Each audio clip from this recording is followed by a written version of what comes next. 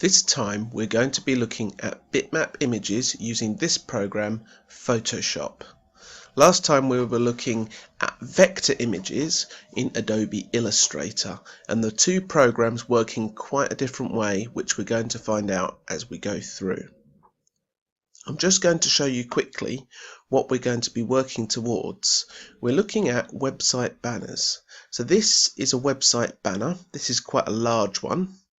And what you can see is that they've used a program to essentially put these animals in with these presents. They didn't get a penguin and a giraffe to pose for these images. So we're going to learn how to do this, and we're going to do it with Photoshop. Now the first thing that we need to do is we need to create a new image. Photoshop doesn't come up with a blank image when you first open it. So I click on File, New, and it'll ask me how big my image should be. Now what I'm going to do is I'm going to put in a size in pixels, because that's the units we use on the web. Now remember, a pixel is all the little squares that are inside your picture. So how many pixels are we going to have across? I'm going to use 960.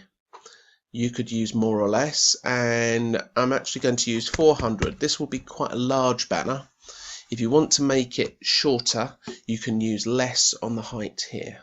When I click OK, what you'll see is it will come up as an image like this, and if I hold down the Alt key, I can zoom in and zoom out using the scroll wheel on the mouse.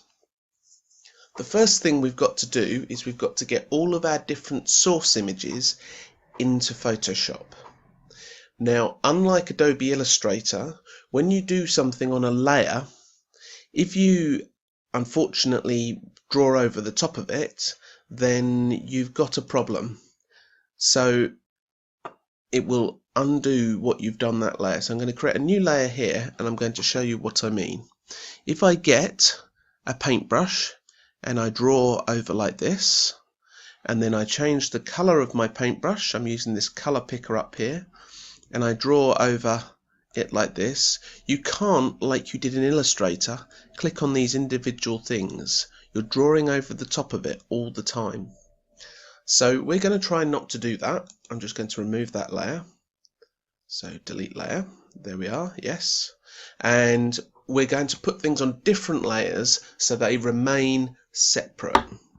So I want one layer for each image. So I'm going to create a new layer, and this layer I'm going to call Sand Cat.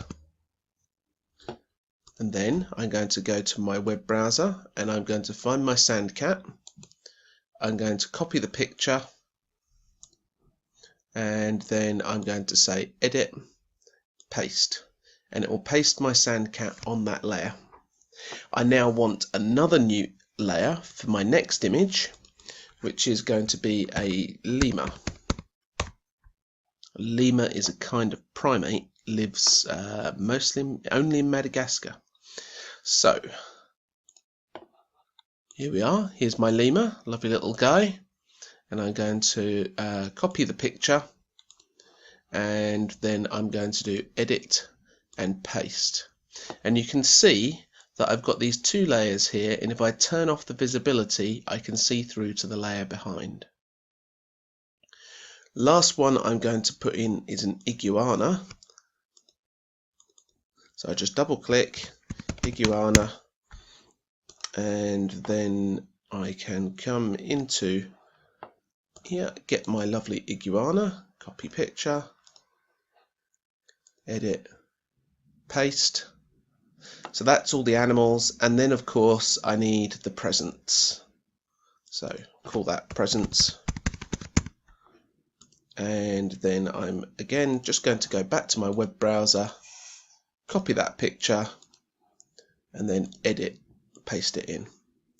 Lovely, job done. So now what I need to do is I need to make these images start to fit together.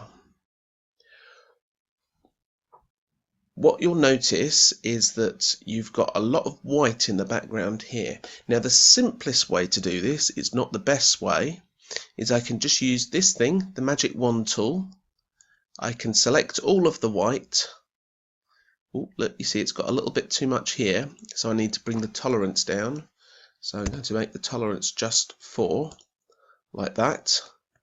And then I can cut away that white, and you can see immediately we've got one image on top of another. As I said, that's not the best way to do it. We'll find that out in the next video, so I'm just going to undo that for now, and hopefully you should be able to follow this to get all of your source images imported into Photoshop.